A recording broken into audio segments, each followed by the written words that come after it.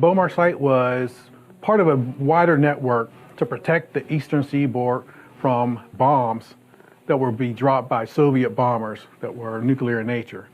And the B.O.M.A.R.C site was the first ground-to-air missile site and had the longest range. So these were new missiles that were produced by the Boeing and the University of Michigan Research Center, which is why it's called B.O.M.A.R.C.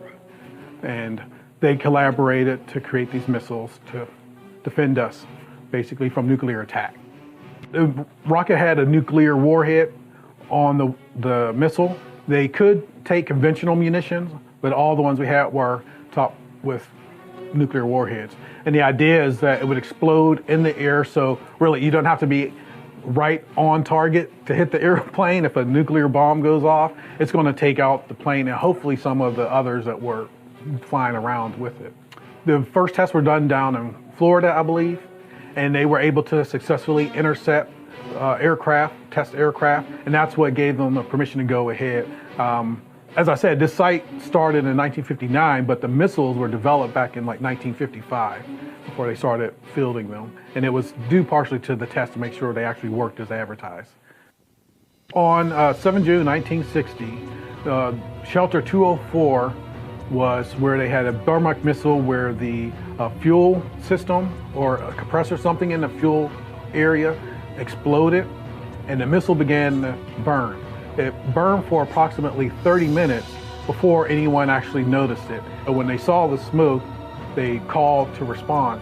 And it took them a few minutes, obviously, even though they had their own fire service to get there.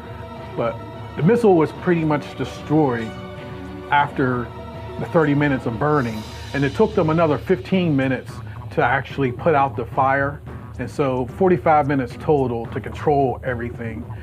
And the missile was completely destroyed along with the warhead. The warhead did as it was what it was supposed to do. It just melted, which unfortunately did release radioactive material into the area. To fight the fire, they sprayed water over the site for 15 hours continuously. So it was purposely put in the middle of nowhere.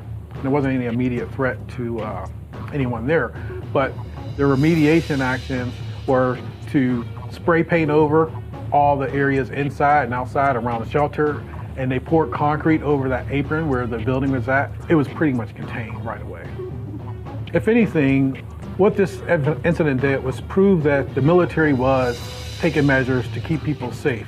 Nuclear weapons were a big deal then as now, but it showed that even in an event where you had a fire burn up a missile with a nuclear warhead, they were able to contain it. And that gave people a lot of trust that we know what we're doing with the weapons. We have the right people in place to take care of us, and they're not going to put us in harm.